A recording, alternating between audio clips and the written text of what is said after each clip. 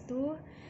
Saya Rani Zulfebriani. Di sini ingin melakukan konseling gizi dengan seorang pasien dengan permasalahan obesitas atau kelebihan berat badan ya.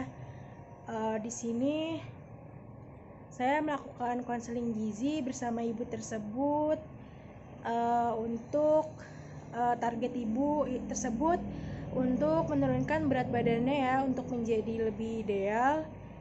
Saya memberikan beberapa konseling dan edukasi untuk ibu tersebut bagaimana untuk menurunkan berat badannya, untuk dari segi makanan, aktivitas fisiknya, dan juga untuk mengetahui berat badan idealnya berapa. Jadi saya di sini melakukan konseling gizi dengan ibu tersebut untuk melakukan penurunan berat badan dengan target dalam sebulan itu 5 kg. Lanjut aja disimak videonya.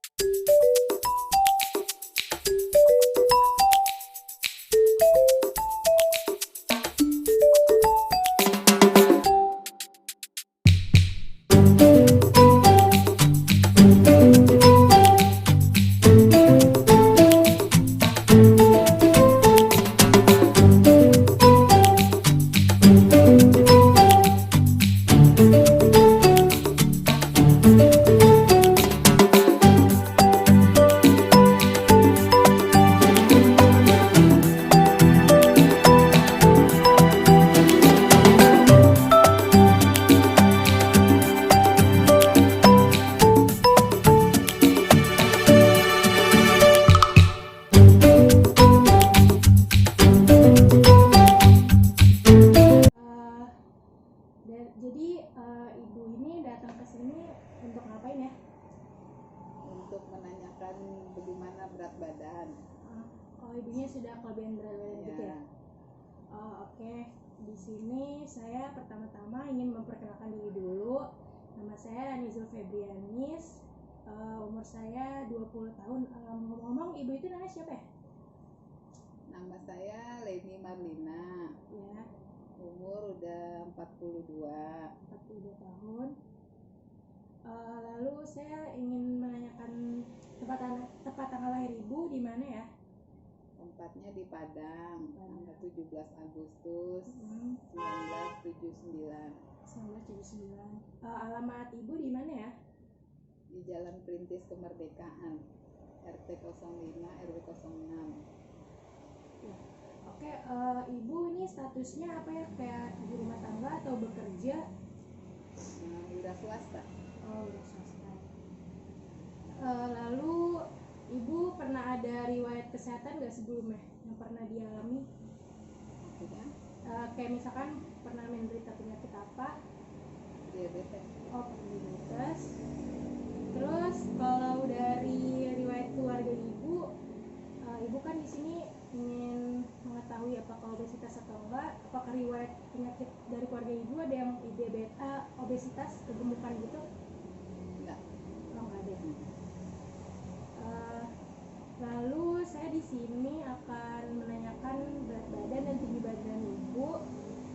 Berat badan ibu berapa ya? Ya kira-kira 80 80 kilo. Tinggi badannya 169. 169. Baik bu.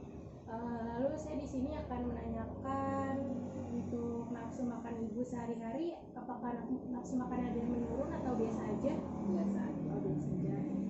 Terus apa ibu mengeluh seperti mual, muntah, kembung, atau pusing, atau mengalami diare akhir-akhir ini? Enggak ada. Oh, nggak ada ya? Berarti normal aja sebenarnya. Nah, lalu di sini kan ibu ingin berusaha menurunkan berat badannya ya bu ya. Lalu bisa diceritain maksudnya apakah berat badan ibu ini udah lumayan mengganggu untuk sehari-harinya atau gimana, boleh diceritain?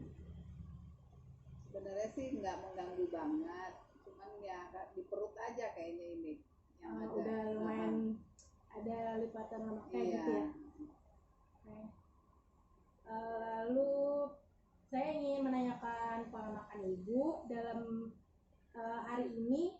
Ibu sudah makan apa aja ya? Hari ini. Ya, makan hari ini dari pagi. Tadi pagi ibu saya makan bakso. Itu untuk sarapannya? Sarapannya bakso. Oke, sarapannya bakso. Terus ada yang lainnya? Terus Setelah tadi makan bakso? Jam 3 sore makan nasi udah. Jam 3 sore makan nasi, apa lauknya? Lauknya tadi pakai itu ikan asin sama pare. Ikan asin sama sayur pare.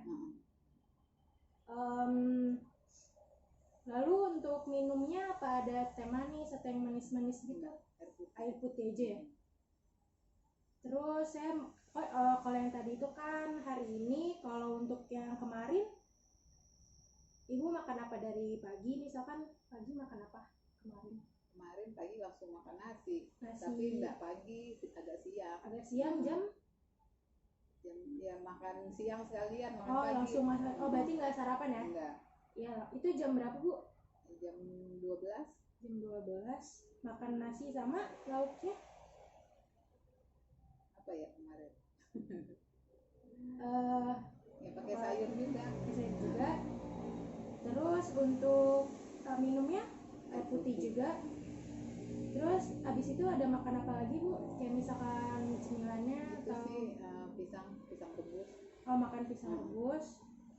Lalu ada makan lagi untuk malamnya atau sorenya? Malam ya makan. Malam makan apa? Makan nasi lagi.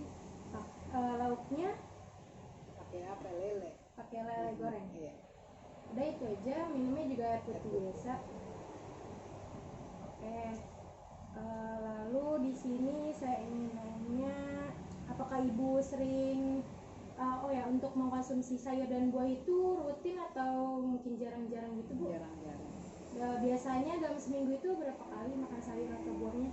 Kalau sayur kayaknya sih agak tiap hari ya. Kalau dalam seminggu tiap hari ya makan sayur. Kalau untuk buahnya jarang ya? Buahnya kalau dalam seminggu itu bisa berapa kali? Seminggu kali 3 kali. 3 kali aja. Oke. Lalu untuk seperti aktivitas fisik ibu bagaimana ya? Apakah ibu rutin berolahraga atau aktivitas fisiknya? Olahraga sih enggak. Olahraga aktivitasnya enggak ya? Tenaga. Olahraga jarang. Ya. Tapi kalau untuk aktivitas fisik seperti kayak bekerja gitu mengeluarkan tenaga. Ya. Lalu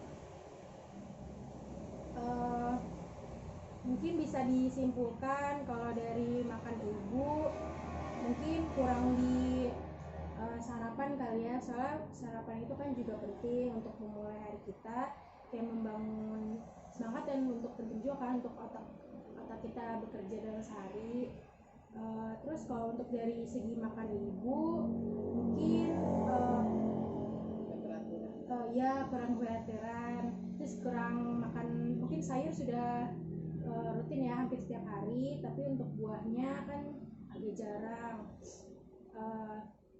Terus mungkin bisa dikurangi untuk yang goreng-gorengannya. Terus habis itu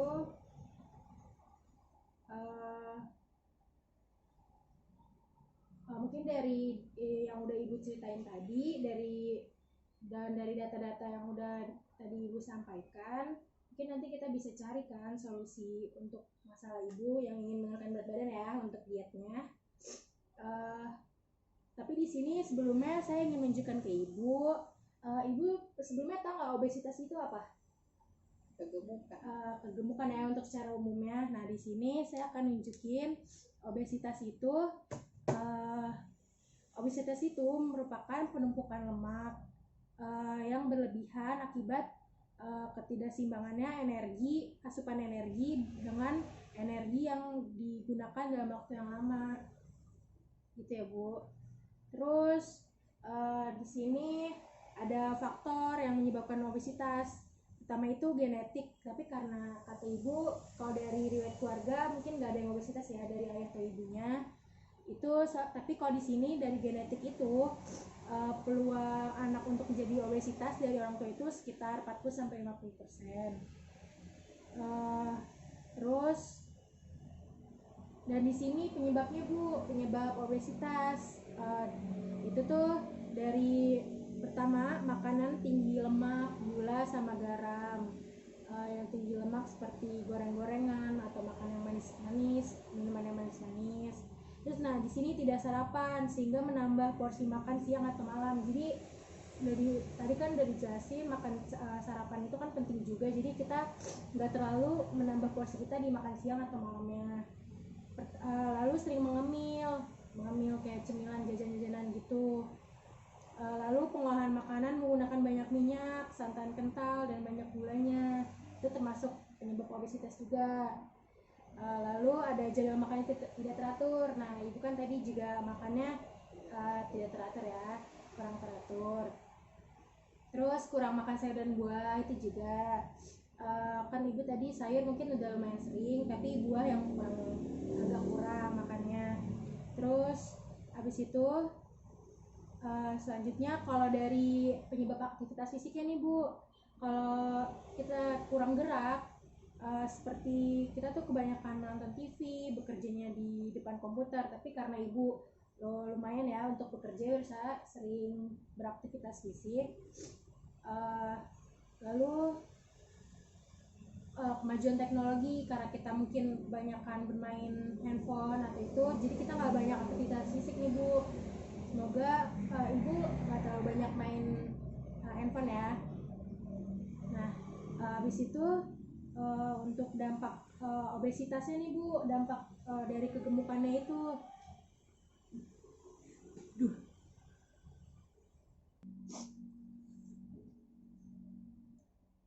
Nah, ibu di sini untuk dampak dari kegemukan atau obesitas itu kita bisa karena ini dampaknya itu bisa terkena stroke, terkena diabetes mellitus, penyakit jantung koroner, hipertensi, dan juga penyakit seperti ginjal, terus perlemakan di hati, kanker payudara, terus ya dan lain-lainnya kayak gitu. Lalu di sini ada bahaya obesitas juga. Obesitas itu beresiko 2 kali lipat terjadi serangan jantung koroner, diabetes mellitus, stroke yang tadi udah jelasin, sama hipertensi juga. Terus obesitas itu bisa beresiko 3 kali lipat terkena batu empedu. Terus mengakibatkan juga terjadinya sumbatan nafas karena lemak udah menumpuk di saluran pernapasan kita di jantung juga. Obesitas itu juga meningkatkan lemak dalam darah dan asam urat kita. Nah di sini ibu itu kan tadi bisa kita lihat berat ibu itu 80 kg dan tinggi badannya 169 ya. Lalu di sini kita akan lihat nih status dari gizi ibu tuh termasuk yang sudah memasuki obesitas atau belum. Nah di sini saya ada caranya Bu untuk mengetahui status gizi ibu. Di sini ada rumusnya, namanya itu indeks massa tubuh. Rumusnya itu berat badan kita dikali tinggi badan dikali tinggi badan. Tapi di sini tinggi badannya dalam meter.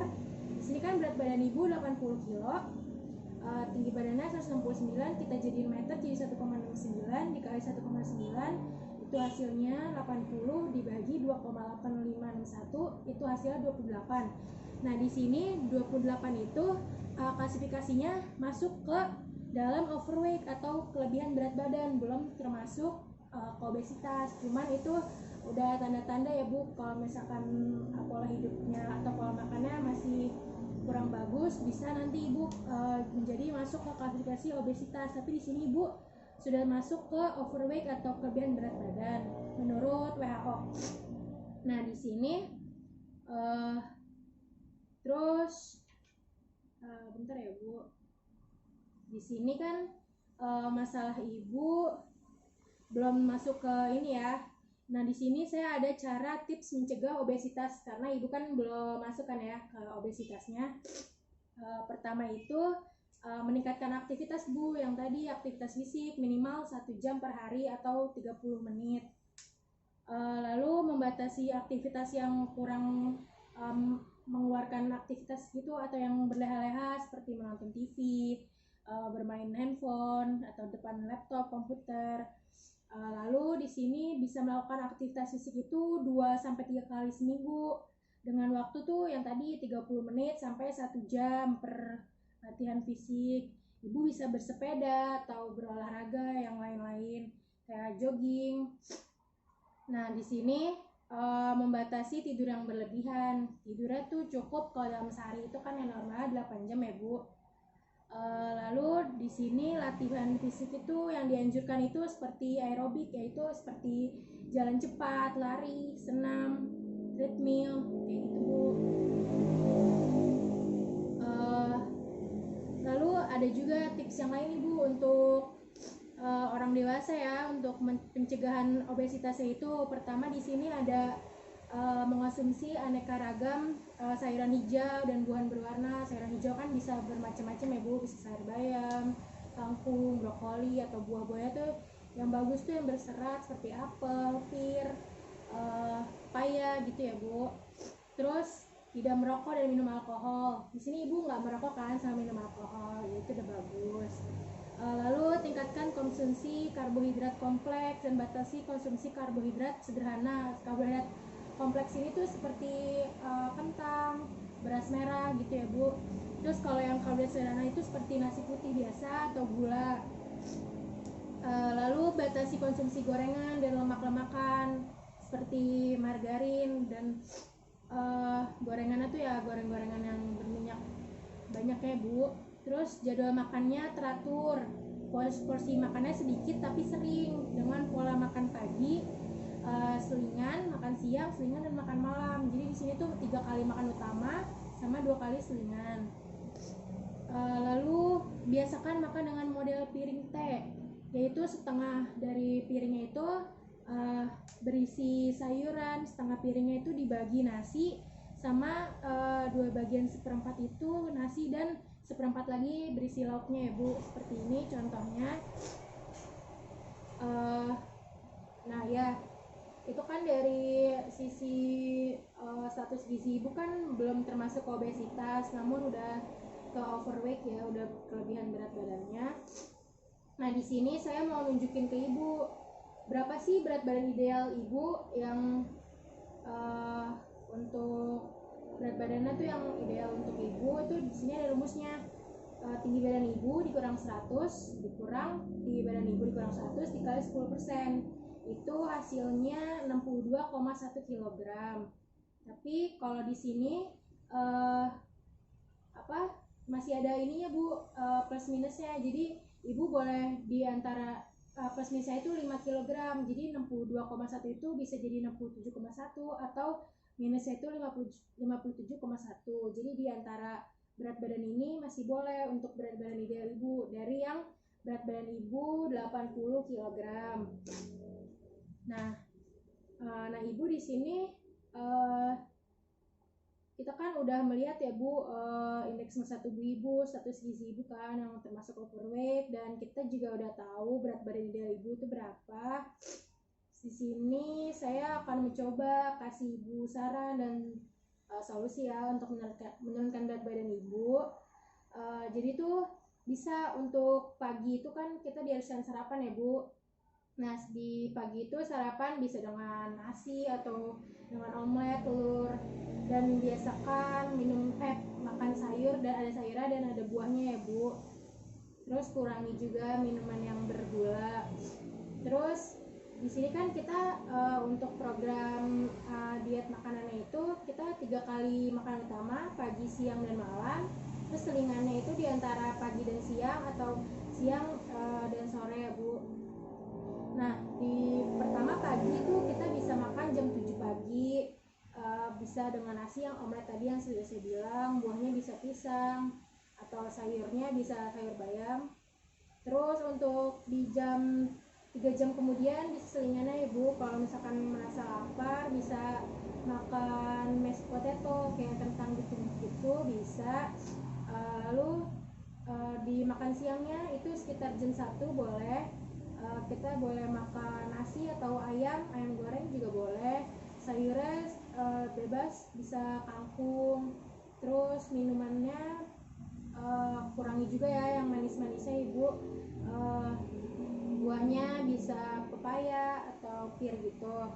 Terus untuk diselingan lagi 3 jam kemudian, bisa di jam 4 sore itu bisa makan seperti makaroni skutel gitu-gitu Bu, yang ringan-ringan aja. Terus untuk di malamnya 3 jam kemudian lagi itu di jam 7 malam bisa makan lagi nasi sama mungkin semur daging atau sayurnya juga bisa sayur sup. Buahnya juga jangan lupa. Untuk minumannya juga jangan yang manis-manis. Nah oh ya, untuk olahraga ibu juga saya saranin, kan ibu belum terbiasa ya olahraga setiap hari gitu kan. Bisa juga Bu kita coba pelan-pelan per minggu itu. Mungkin ibu bisa di weekend dulu untuk aktivitas fisiknya atau olahraganya mungkin bisa jogging di depan rumah keliling minimal 30 menit. Nah nanti bisa kita tingkatkan di dalam seminggu itu bisa jadi 4 kali, bisa 5 kali, atau mungkin nanti bisa setiap hari aktivitas fisiknya itu lebih bagus lagi. Terus makan makanan, oh iya, ibu itu suka makan junk food nggak, kayak makanan cepat saji gitu, suka konsumsi? Bisa seperti apa? Indomie, terus mungkin kayak pizza, burger, atau ayam goreng yang cepat saji gitu, suka ya makanan kayak gitu. Nah iya, itu mungkin bisa dikurangi untuk makanan junk food seperti itu, karena kan untuk program ini udah dibutuhin niat juga kan ya untuk mengurangi itu.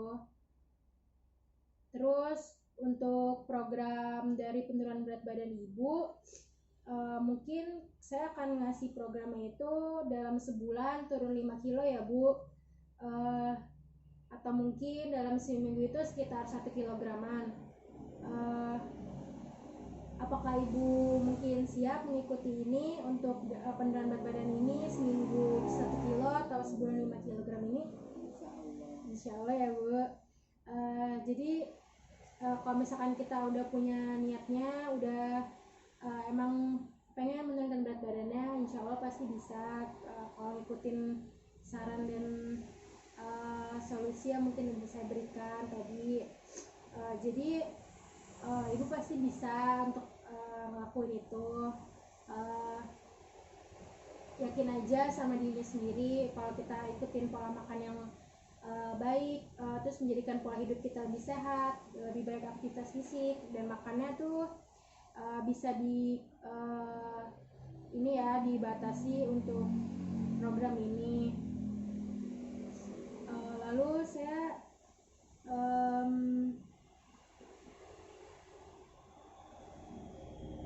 oh ya, ibu mungkin bisa dulu ya coba untuk program ini, lalu nanti sebulan kemudian bisa datang lagi ya ke saya, nanti kita lihat tuh hasil penurunan berat badan ibu tuh berapa. Jadi kalau misalkan udah mencapai target itu bagus, kita bisa lanjut lagi untuk sebulan ke depannya menurunkan berat badannya. Tapi kalau misalkan belum tercapai yang 5 kg itu, mungkin kita bisa lakukan evaluasi Bu. Kita lihat lagi nih proses ibu tuh gimana, nanti kita lihat lagi pola makan ibu dalam sebulan itu, nanti kita bisa perbaiki, kita lakukan evaluasi. Jadi apa ibu ada pertanyaan sebelumnya? Mungkin bisa ada yang ditanyakan untuk makanannya atau bagaimana yang harus dilakukan? Enggak, udah. Oh, udah cukup ya. Oke, saya cuman bisa bilang pasti ibu bisa nurunin berat badannya kalau ibu bersungguh-sungguh pasti bisa. Lalu kalau mengikuti makan yang tadi ya Bu, 3 kali makan utama pagi, siang dan malam itu, dan selingannya 2 kali ya Bu. Terus banyakin makan sayur, makan buah, terus melakukan olahraga atau aktivitas fisik, mengurangi yang manis-manis, makanan seperti gula-gula yang atau seperti boba, Thai tea gitu-gitu ya Bu. Terus makanan seperti junk food juga itu kalau bisa dikurangi, kayak burger, kayak pizza, ayam goreng cepat saji gitu ya Bu. Mungkin kalau makan itu boleh kita sebut itu cheating day ya, itu bisa ibu konsumsi, tapi mungkin dikurangi, dan itu cuman bisa mungkin seminggu sekali ya Bu, kalau emang lagi pengen banget makan yang cepat saji kayak gitu. Kan karena ibu juga bekerja wira swasta ya Bu, itu kan banyak aktivitas fisiknya. Mungkin itu bukan disebut olahraga ya, karena gerakannya nggak dinamis, nggak berurutan dan beraturan, tapi itu juga bisa disebut aktivitas fisik, kayak ibu banyak bergerak, mungkin naik turun tangga atau bergerak berbolak-balik gitu ya. Tapi kalau bisa yang saya saranin tadi, mungkin ibu bisa jogging, bisa jalan sehat, atau melakukan di treadmill kayak olahraga gitu ya Bu. Iya, mungkin dari saya segitu aja sih. Untuk ibu kita nanti lihat gimana proses penurunan berat badan ibu. Semoga bisa untuk dalam target kita kan sebulan ini 5 kilo ya. Semoga ibu bisa nanti sebulan ke depan mungkin ibu bisa datang lagi, kita lakuin evaluasi untuk penurunan berat badan ibu.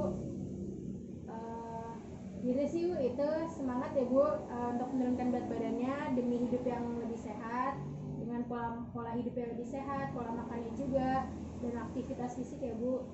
Terima kasih. Dari saya sebelumnya, saya Ranizul Febrianis, mohon maaf ya Bu bila ada kesalahan atau kata-kata yang tidak berkenan. Saya minta maaf, kurang lebihnya mohon maaf. Wassalamualaikum warahmatullahi wabarakatuh. Terima kasih sudah menyaksikan video konseling saya bersama Ibu Leni. Kurang lebihnya mohon maaf jika ada kesalahan atau kata-kata yang kurang berkenan. Saya mengucapkan terima kasih sudah menyaksikan video konseling saya. Semoga ada manfaatnya yang bisa diambil. Untuk yang buruknya mungkin bisa tidak diambil. Terima kasih sebelumnya. Semoga bermanfaat. Wassalamualaikum warahmatullahi wabarakatuh.